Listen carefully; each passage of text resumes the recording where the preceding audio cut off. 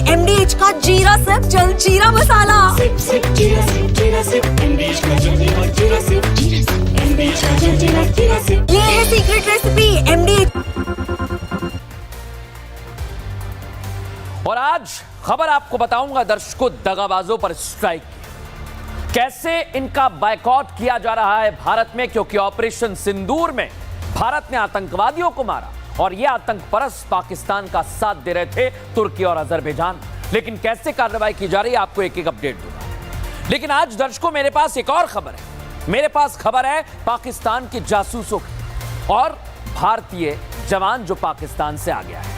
चौतरफा पिट रहे पाकिस्तान को एक बार फिर भारत से मुंह की खानी पड़ी।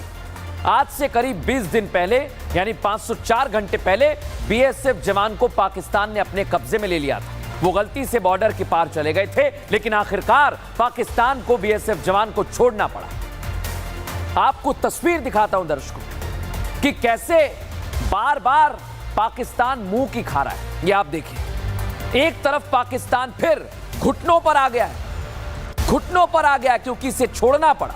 20 दिन लग गए लेकिन छोड़ना पड़ा। और इधर जो पाकिस्तान का साथ दे रहे हैं ना दर्शकों, पाकिस्तान को हम एक बार फिर घुटने पर ले आए और भारत अब रुकने वाला नहीं। भारत न सिर्फ अपने दुश्मन बल्कि भारत पर हमले में पाकिस्तान की मदद करने वाले जो दोस्त हैं उसके और हमारे लिए दगाबाज हैं, उन पर भी कार्रवाई की तैयारी है दर्शकों। तुर्की और अजरबैजान जैसे देशों ने साबित कर दिया है कि दोस्ती इनसे नहीं की जाती, ये लोग दगाबाज हैं। और दर्शकों एक बात आपको बता रहा हूं, आज भारत की सेना देश की संप्रभुता अखंडता पर हमला करने वालों के खिलाफ हर वक्त तैयार है। आपको मैं पूरी खबर दूंगा, लेकिन पहले शुरुआत सेना के शौर्य से।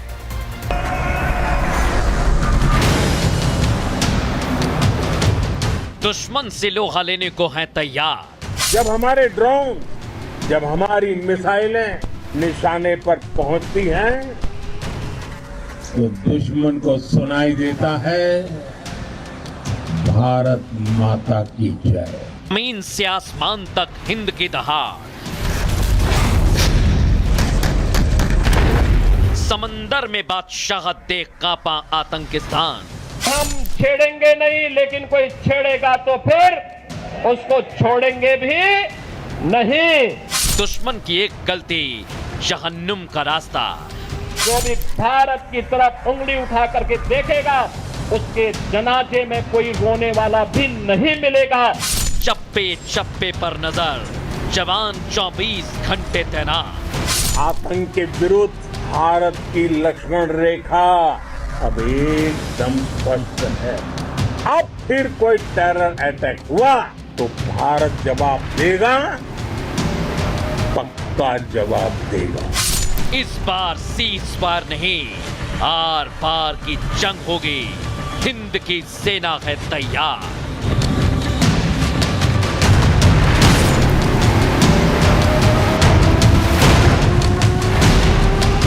हिंद की सेना तैयार है और भारत की क्षमता का अंदाजा दुश्मन को लग चुका है दर्शकों। अभी 3 दिन पहले पाकिस्तान को भारत ने आईना दिखाया, आज भी पाकिस्तान भारत से हार गया है और उसे हमारे बीएसएफ जवान, हमारे वीर पूर्णम कुमार को वापस भारत को सौंपना पड़ा।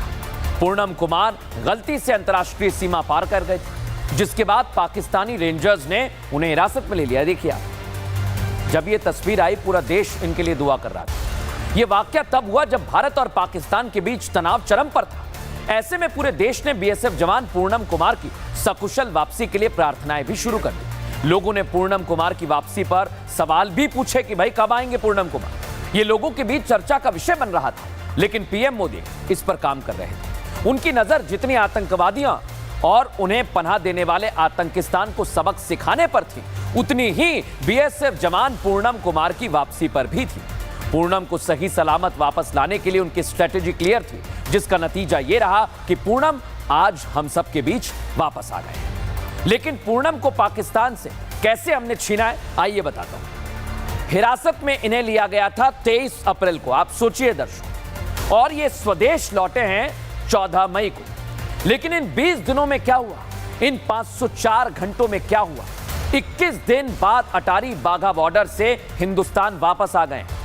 लेकिन इन 21 दिनों में क्या क्या हुआ, पाकिस्तान में क्या क्या हुआ है, ये बहुत बड़ा सवाल है दर्शकों, पूरे देश में पूछा जा रहा है। अब पूनम के पाकिस्तान जाने के बाद लोगों को चिंता तो थी, क्योंकि उनके दिमाग में अभिनंदन की यादें ताजा हो गई। सबको डर इसी बात का था कि कहीं पाकिस्तान पूनम के साथ कुछ गलत ना कर दे। लेकिन जब अभिनंदन को पाकिस्तान ने हिरासत में लिया था, तब भी प्रधानमंत्री मोदी थे।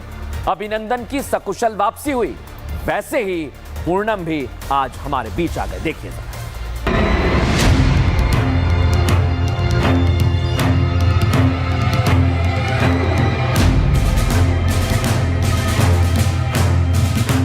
ये भारत का डर है, ये भारत का खौफ है, ये भारत की धमक है, जिसके सामने पाकिस्तान कांपने को मजबूर हो गए। और करीब 20 दिन बाद बीएसएफ का वो जवान जिसे पाकिस्तान ने अपने कब्जे में रखा हुआ था, उसे छोड़ दिया।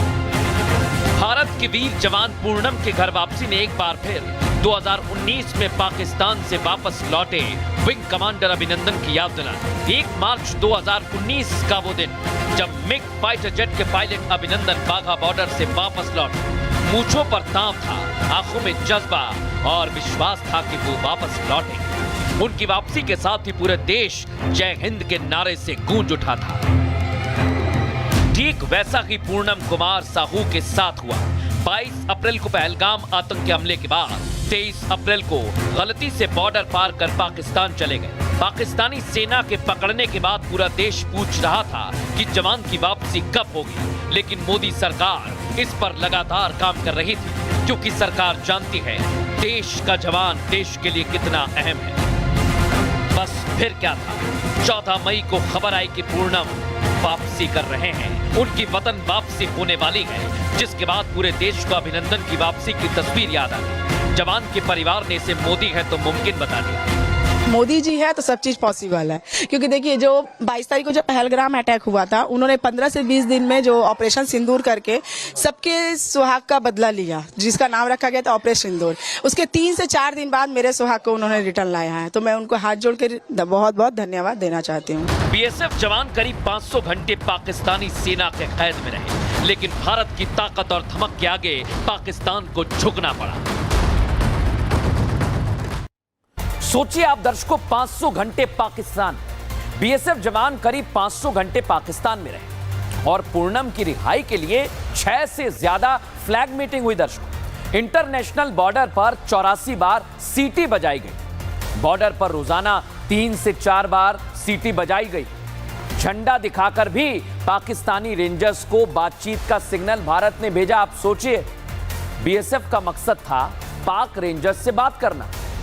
सीटी का कोई जवाब नहीं आया, ये प्रोसेस होता है दर्शक। लेकिन जब सीटी बार बार बजाई जाने लगी, तब भी कोई जवाब नहीं आया। फिर पाक रेंजर्स फ्लैग मीटिंग से बचने के लिए भागते रहे। इसके बाद बीएसएफ ने बातचीत का दूसरा तरीका अपनाया और पूनम की वापसी के लिए डिप्लोमेटिक चैनल की मदद ली गई। इसके बाद यह तय हो गया कि पाकिस्तान को ज्यादा दिन पूनम हम नहीं दे सकते, उन्हें वापस करना पड़ेगा। और फिर भारत ने पूनम की सकुशल वापसी कराई। कर्नल टीपी त्यागी इस पर क्या कह रहे हैं, सुनवाता हूं। 6 फ्लैग मीटिंग हुई और 80 से ज्यादा बार सीटियां बजाई गई, झंडे दिखाए गए, लेकिन रेंजर्स कहते रहे कि साहब बड़े ऑफिसर्स कहेंगे तब हम एक्शन लेंगे। लेकिन जब हिंदुस्तान ने ऑपरेशन सिंदूर चलाया तो पाकिस्तान के डीजीएमओ ने गुहार लगाते हुए हिंदुस्तान के डीजीएमओ से बात की और उसमें ये मुद्दा भी उठाया गया। तुरंत उस जवान को छोड़ दिया गया। और दर्शकों, इस बीच मेरे पास बड़ी जानकारी है। भारत के अलग अलग राज्यों में पुलिस का एक्शन तेज हो गया है। पानीपत से सीआईए ने पाक जासूस को पकड़ा है, ये खबर हमारे पास है दर्शकों। शामली में जासूसी के आरोप में शख्स को गिरफ्तार किया गया है। यह पाकिस्तान अभी भी बाज नहीं आ रहा है। इधर पठानकोट से भी एक संदिग्ध को हिरासत में लिया है। और मैं बार बार कह रहा हूं दर्शकों आपसे, यह पाकिस्तान सिर्फ और सिर्फ साजिश कर रहा है। कैसी साजिश देखिएगा। पठानकोट, पानीपत, यहां से जासूसी के आरोप में संदिग्धों को पकड़ा गया है। ये पाक के लिए जासूसी कर रहे थे। इधर शामली में जासूसी के आरोप में गिरफ्तारी हुई। आप सोचिए, जगह जगह जासूस मिल रहे हैं और जगह जगह जासूस जैसे ही सामने आए उसके बाद कैसे एक्शन लिया जा रहा है, कैसे इन्हें गिरफ्तार किया गया, सुनवाता हूं आप। स्थायी रूप से अभी रह रहे एक नोमान इलाही नाम के व्यक्ति को गिरफ्तार किया है। आरोप यह है कि ये व्यक्ति पाकिस्तान के कुछ व्यक्ति के साथ संपर्क में था और उनको संवेदनशील सूचनाएं मुहैया करवाता था। कल पानीपत से ही इसको गिरफ्तार किया गया है, अभी पूछताछ जारी है। दर्शकों, देखा आपने, इधर पाकिस्तान के जासूस पकड़े जा रहे हैं, उधर सिंधु जल संधि पर मेरे पास बड़ी खबर है। सिंधु जल संधि स्थगित होने से पाकिस्तान गिड़गिड़ा रहा है बार बार। सिंधु जल संधि को लेकर भारत के सामने पाकिस्तान हाथ फैला रहा है, दुनिया के सामने तो फैला ही रहा है। भारत से अपने फैसले पर कह रहा है कि आप पुनर्विचार करें। अरे जब आतंकियों को तुम भेजते हो तब तुम्हें समझ नहीं आता, अब कह रहे हो पुनर्विचार करें। पीएम ने साफ कर दिया है कि हम खून और पानी एक साथ नहीं बहने देंगे। इस बीच आपको एक और खबर दे रहा हूं दर्शकों, कल जम्मू कश्मीर जाने वाले रक्षा मंत्री राजनाथ सिंह पुंछ में जवानों से मुलाकात करेंगे। ये खबर हमारे पास है। राजनाथ सिंह जम्मू एयरबेस पर एयरफोर्स के जवानों से मिलेंगे, उनकी हौसला अफजाई करेंगे।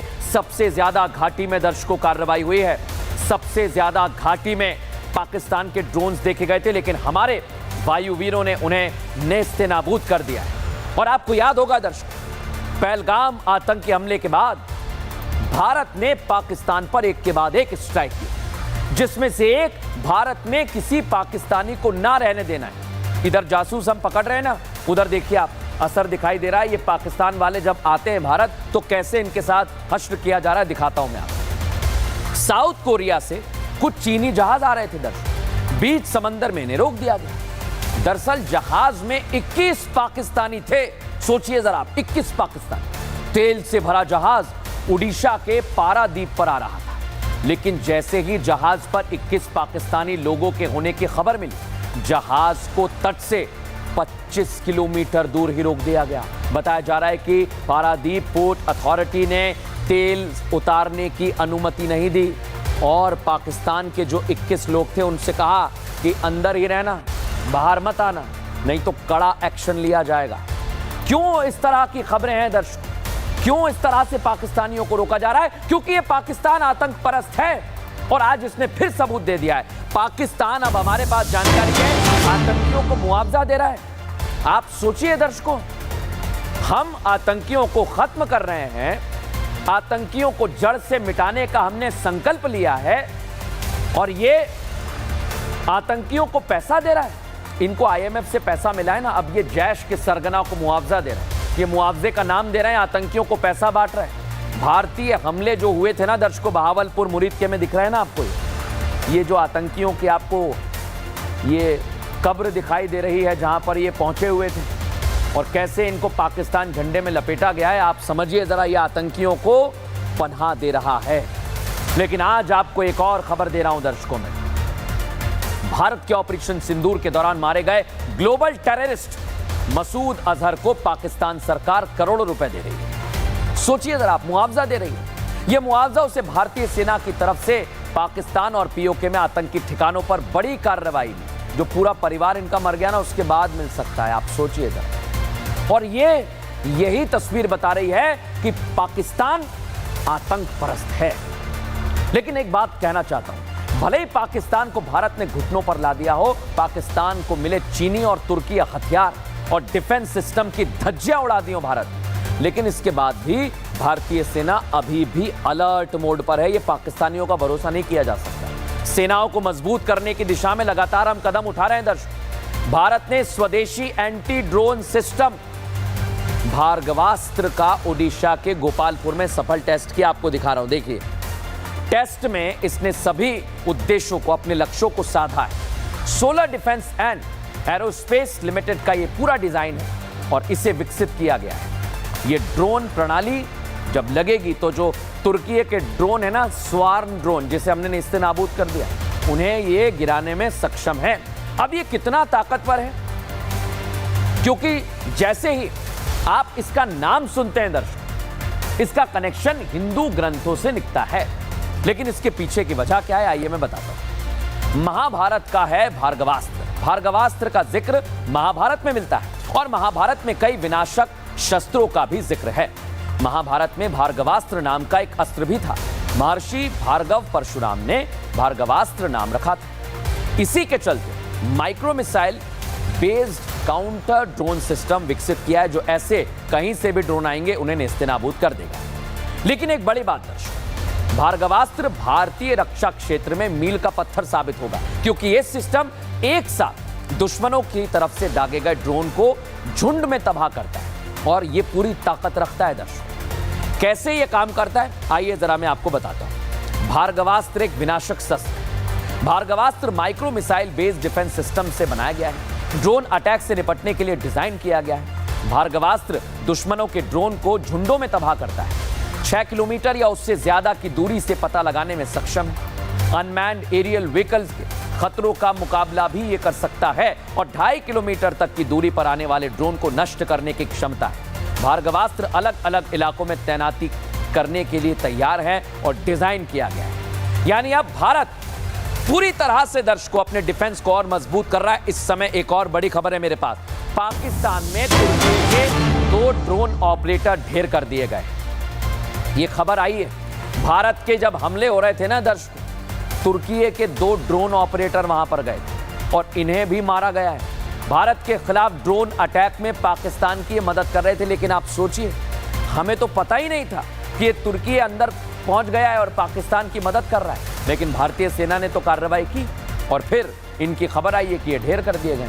अब भारत ने फैसला लिया कि खून, पानी और ट्रेड एक साथ नहीं हो सकता है, ना तो दुश्मन के साथ और ना दुश्मन के दोस्त के साथ। इसलिए दर्शकों, भारत ने दुश्मन के दोस्त जो बन रहे हैं, जो हमसे दगाबाजी कर रहे हैं, उन पर स्ट्राइक का फैसला कर लिया है। भारत पाकिस्तान हमले के बीच तुर्की और अजरबैजान खुलकर अपना चेहरा दिखा चुके हैं कि ये दगाबाज हैं, गद्दार हैं।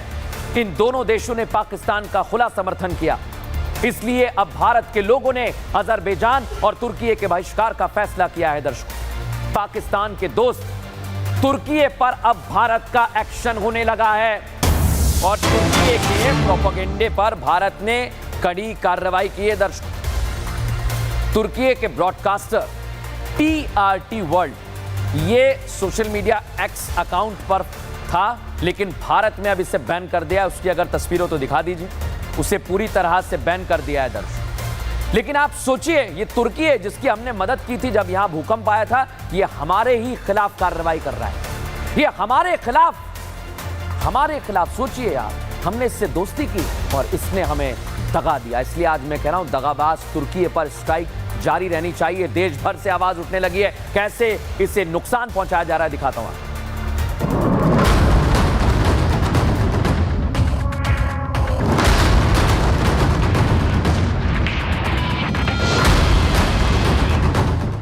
भारत में आतंकवाद फैलाने वाले आतंकिस्तान का साथ देने पर अब भारत में दुश्मन देश के दोस्तों पर ट्रेड स्ट्राइक होने लगी है। असर ऐसा होगा कि पाकिस्तान का साथ देने वाला अजरबैजान बेजान होने वाला है। मुसीबत के वक्त भारत ने जिस तरह मदद की थी, उस दोस्ती को भूलकर तुर्की ने पाकिस्तान को अपने ड्रोन मुहैया करा दिए। तनाव के बीच भारत का साथ देने की बजाय पाकिस्तान के पाले में खड़ा हो गया और अब उसे इसकी बड़ी कीमत चुकानी पड़ेगी। पाकिस्तान से तनाव के बीच पीएम मोदी ने साफ कर दिया कि टेरर और टॉक एक साथ नहीं हो सकता और जिस तरह तुर्की और अजरबैजान ने पाकिस्तान का साथ दिया, उसके बाद भारत के व्यापारी, ट्रैवल एजेंसियां दोनों को सबक सिखाने में जुट गए। तुर्की का सेफ बायकॉट कर दिया गया है। टूरिस्ट ने बुकिंग कैंसिल कर दी है। फ्लाइट्स, होटल बुकिंग तक कैंसिल हो गई है। मसाला, मेवा व्यापारियों ने भी बहिष्कार कर दिया है। महाराष्ट्र के पुणे में व्यापारियों ने तुर्की का बहिष्कार करने का फैसला लिया है। पुणे के मसाला व्यापारी हो या फिर सूखे मेवे के व्यापारी, सभी ने मिलकर सामान का इंपोर्ट करने से इनकार कर दिया ताकि तुर्कियों को उसकी गलती की बड़ी सजा दी जा सके। भारत और पाकिस्तान में युद्ध हुआ है, उसमें टर्की ने ओपन सपोर्ट पाकिस्तान को किया है। इस वजह से हमारा पूरा रोष है टर्की के ऊपर और हम उनके कोई आइटम पे, हम पूरी उनके आइटम पे बहिष्कार करते हैं। जो मोदी जी के साथ है हम उनके साथ है, जो मोदी जी के साथ नहीं हम उनके साथ नहीं। और मैं टर्की की सभी आइटमों का निषेध करता हूँ। मेरे को कोई आइटम उनकी रखने में कोई इंटरेस्ट नहीं है। तुर्की से बड़ी तादाद में सेब का भी आयात होता है, लेकिन गाजियाबाद के फल व्यापारियों ने तुर्की को झटका देते हुए करीब 1200 करोड़ की डील कैंसिल कर दी है। ताकि उसे सबक सिखाया जा सके। व्यापारियों का कहना है कि देश से बढ़कर कुछ नहीं, जो देश के साथ गद्दारी करेगा उसका बहिष्कार किया जाएगा। बिल्कुल हमने बायकॉट कर दिया है। तुर्की के किसी भी जो है प्रोडक्ट है, सेब थे, बाकी और फल आते थे वहाँ से जो भी है, क्योंकि तुर्की ने जो है पाकिस्तान का जो है साथ दिया है। जैसे कि इसने पाकिस्तान का सपोर्ट किया है, तो यानी कि तुर्की ने भी आतंकवाद का सपोर्ट किया है। तो इसलिए हमने उससे जितना भी अपना व्यापारिक संबंध है सब तोड़ने का फैसला लिया है और तकरीबन तोड़ ही चुके हैं। पुणे, मुंबई, शिमला, भोपाल, शहर और राज्य बदलते जा रहे हैं, नहीं बदल रही है तो तुर्की और अजरबैजान के विरोध की आवाज। दोस्ती भूल गए तुर्की? कैसे हमने तुम्हारी मदद की थी? 2023-24 में भारत ने $6.65 बिलियन का सामान बेचा है। 2023-24 में भारत ने $3.78 बिलियन का सामान खरीदा है। और भारत तुर्की को गाड़ियां, केमिकल, इलेक्ट्रॉनिक सामान भेजता है। दर्शकों, भारत तुर्की से fuel, cement, dry fruits import करता है। 2000 से 2023 तक तुर्की का भारत के फॉरेन डायरेक्ट इन्वेस्टमेंट में $227.5 मिलियन रहा है। आप सोचिए, 2000 से 2024 के बीच तुर्की में लगभग, कोई एक बात और बताता हूं दर्शकों, तुर्की को ना भारत सिर्फ और सिर्फ भारत से व्यापार का नुकसान उठाना पड़ा, बल्कि टूरिज्म सेक्टर में भी तुर्की को पाकिस्तान की तरफ से जो मदद दी जा रही है वो सामने आ चुका है। और इसलिए भारतीयों ने एक बड़ा झटका दिया है। भारत से बड़ी मात्रा में लोग तुर्की जाते हैं दर्शकों घूमने के लिए, और तुर्की की इकोनॉमी को मदद मिलती है। लेकिन अब जो धोखेबाजी तुर्की ने की है, तुर्की के चेहरे से दोस्ती वाला नकाब उतरा है। तब से भारतीयों ने तुर्कियों का बायकॉट शुरू कर दिया है और तुर्की की टिकट कैंसिल होने लगी है। तुर्की को भारी नुकसान पहुंचाया जा रहा है। सुनिए जरा ईज माई ट्रिप के को-फाउंडर प्रशांत पित्ती क्या कहते हैं। लगभग 22% लोगों ने टर्की की टिकट कैंसिल कर दी है और लगभग 30% लोगों ने अजरबैजान की टिकट कैंसिल कर दी है। और मुझे लगता है ये सिर्फ बिगनिंग है, ये नंबर और बढ़ेगा, ये नंबर धीरे धीरे बढ़ता रहेगा। टर्की और अजरबैजान की बुकिंग इंडिया से बढ़ती जा रही थी साल भर साल। लास्ट ईयर 2.5 लाख लोगों ने टर्की ट्रैवल किया है और 2.3 लाख लोगों ने अजरबैजान ट्रैवल किया है इंडिया से। ऑन एन एवरेज एक सैलानी लगभग 1 लाख रुपए का भी खर्चा करता है अपनी इंटरनेशनल ट्रिप पे, जो कि बहुत मामूली अमाउंट है। तो भी हम लगभग 5,000 करोड़ की बिजनेस की बात करें। लेकिन तुर्की की अर्थव्यवस्था कैसे पर्यटन पर टिकी हुई है, अजरबैजान कैसे टिका हुआ है, आपको बताता हूं। जीडीपी में 12% का योगदान है दर्शकों, और जीडीपी में 12% का योगदान सीधा अटैक करेगा। रोजगार में 10% तक का योगदान है दर्शकों। मूव कीजिए, ये जानकारी आपको दे रहे हैं। और अजरबैजान की जीडीपी में किस तरह का योगदान है, 12% का। अर्थव्यवस्था पर्यटन पर टिकी हुई है और इन्हीं पर चोट करने की कोशिश है भारतीयों की। क्यों कह रहा हूं दर्शकों, अगर ऐसा होता है तो तुर्की को भारी नुकसान होगा। और ये बैकडोर से पैसा पाकिस्तान को दे रहा है, ये ड्रोन्स में मदद करता है दर्शकों, और इसे बड़ा खामियाजा उठाना पड़ेगा। क्यों कह रहा हूं मैं, भारत अजरबैजान से कच्चा तेल भी खरीदता है। 2023 में भारत तेल खरीदने वाला तीसरा सबसे बड़ा देश था। भारत ने $1.227 बिलियन का कच्चा तेल खरीदा और 2005 में दोनों देशों के बीच व्यापार $50 मिलियन का था। 2023 में व्यापार बढ़कर $1.4 बिलियन का हो गया। भारत ने अजरबैजान से $1.2 बिलियन का सामान खरीदा और भारत ने अजरबैजान को $201 मिलियन के उत्पाद बेचे। इसका सीधा मतलब यह है कि हम पर निर्भर करते हैं, लेकिन अब इनका बहिष्कार किया जा रहा है। जिस तरह तुर्की का बहिष्कार हुआ है, तुर्की बुरी तरह से घबराया है, क्योंकि अभी तो सिर्फ ये शुरुआत है। पाकिस्तान के साथ भारत के खिलाफ खड़े होने वाले तुर्की पर भारतीयों का गुस्सा भड़क रहा है। लोगों ने तुर्की से दूरी बनानी भी शुरू कर दी। लोग अपनी तुर्की की ट्रिप कैंसिल कर रहे हैं, रद्द कर रहे हैं, जिससे तुर्की को समझ आ गया कि इससे उसे बड़ा नुकसान होने वाला है। तुर्की के टूरिज्म डिपार्टमेंट की तरफ से एक स्टेटमेंट भी आज जारी किया गया, जो मैं आपको दिखा रहा हूं, जिसमें भारतीय सैलानियों से यह अपील की गई कि वो अपनी तुर्की की यात्रा को कैंसिल ना करें और ना ही आगे की तरफ बढ़ाएं।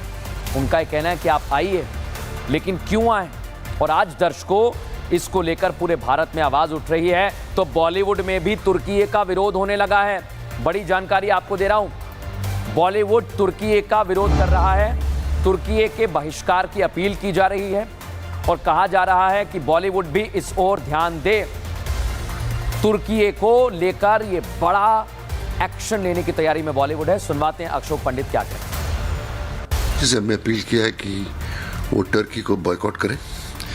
टर्की अजरबैजान यहाँ पर हमारी शूट्स ना हो, वहाँ के लोगों के साथ काम ना हो और वहाँ पर जाकर शूट ना करें। जहाँ तक उनके टूरिज्म का सवाल है, हमारी इंडस्ट्री ने बहुत इंपॉर्टेंट रोल प्ले किया है। उनकी ये जो भद्दी हरकत हुई है जिन्होंने पाकिस्तान को सपोर्ट किया है पहलगाम अटैक के बाद, तो हम इंडस्ट्री में हमें समझते हैं कि जो हमारे देश का नहीं है वो हमारा भी नहीं हो सकता।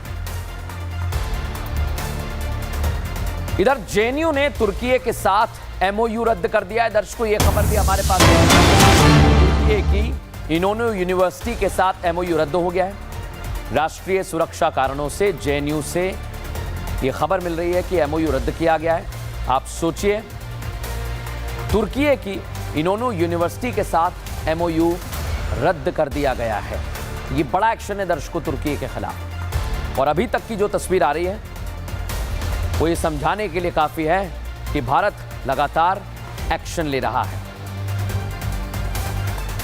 और इस बीच एक और बड़ी जानकारी दर्शकों मैं आपको दे रहा हूं। रामबन में बगलिहार डैम के सारे गेट बंद कर दिए गए। सारे गेट बंद होने से दूसरी तरफ चिनाब नदी सूख गई है। तस्वीरें जरा दिखाइए।